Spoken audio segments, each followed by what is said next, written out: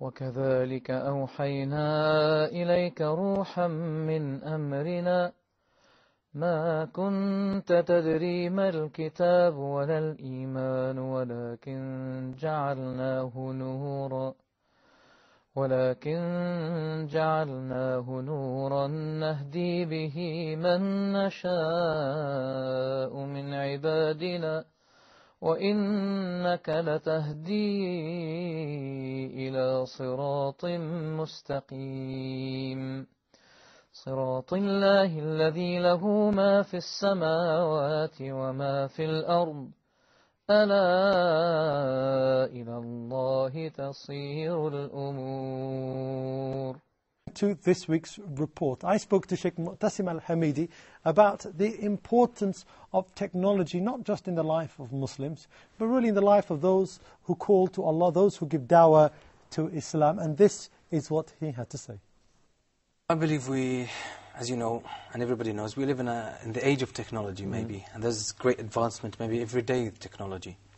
And as we were discussing just before we started this interview, about the wider technology in a wider sense, that really, it's not only computers, or maybe some of these tiny, or micro chips and all that stuff, yeah. It's more about maybe, as you said, GM food is technology. In the field of medicine, there's a lot of technology as well. So technology is a more comprehensive term than most of us maybe think. But to me personally, the way I use technology, I believe it's more centered around the PC, computers, because they come in handy. And I believe most people are like this, because especially in studies, at work, most of the things that daily activities, you know, the computer comes in handy. As well, mobile phones. So tell me, I mean, you speak about computers, you use technology, you use the internet, you use computers a lot in your, like, you know, you're doing a program, you're doing research, are you using it? Yes, actually, most of the time I'm with my computer. Maybe it's my closest friend now. Yeah. But the thing is with computers, maybe if you notice, I noticed something recently, that when I started to write something with my own hand, I started to lose my skills in handwriting, especially the speed, and even the way the calligraphy itself is really deteriorating, because I noticed that most of the things that I do type them with my computer rather than writing.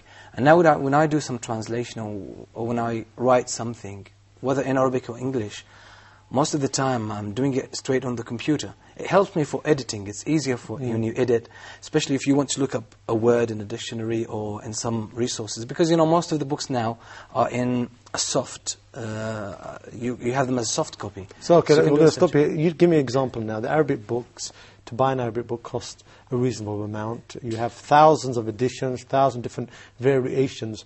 In like you have a Maktab Shamil, I think. How many books do you have in this edition? Well, actually, you hit a nerve, you know, because recently mashallah, paper price has increased by 30%. So the prices for books have doubled. And the thing, anyone who has a big library, actually, he has a fortune. So I found it very difficult. I found it really very difficult now, especially recently, to buy books. So I do buy the books that I can't find on the internet. For the rest of the books, I download them. And it helps a lot, because you get actually a copy of the book, a proper copy. They scan the books and they put it on the web, and you can just download it. And if you can't afford to buy the book, you can have it, and you can maybe store it on any of these storage devices, on a desk or anything. And this CD I was speaking about, I've heard it's got something like about 6,000 books or more. It climbs every day. The good thing about it is that you can search a word. For example, especially those who work in the field of hadith. If you are looking for different narrations or different reports for the same narration, now it's very difficult if you are going to do this manually. Now, I tell you, maybe you will get, if you are lucky, you will get about 50% of the narrations, and it will take you days, literally sometimes months, to get the narrations. But with a click on the computer, with just one click, you can get all the resources for it, all the narrations. Then you can pick them up, and you can compare, and then you can study the chains of narration. That's wonderful. And if you are making a research on any topic, you can just, type it in and make a search, and you will get all the passages, all the paragraphs where you have that word. And that's really very useful. I use it when I make a research, and it's very helpful. It saves time. It saves years, actually, of research. Jazakallah. That shows that you really are using technology to your advantage. Hopefully. I'm just going to ask you one more question, and I think you've given us the answer, but I'm going to ask you anyway. Okay, what's the one piece of technology, if you're on a desert island and you need it, even for a couple of hours, what would that one piece of technology be? Definitely would be the PC. Would be the PC. I think as long as I have water, PC comes second. Shaikh Moutasem Al-Hameedi, Jazakallah for being with us on the technology. Barakallah feek, Jazakallah khair. Thank you so much. Okay, there you have me speaking to Shaikh Moutasem Al-Hameedi about technology and how he uses technology to advance his dawah. Of course, we know that this is not something which is unique.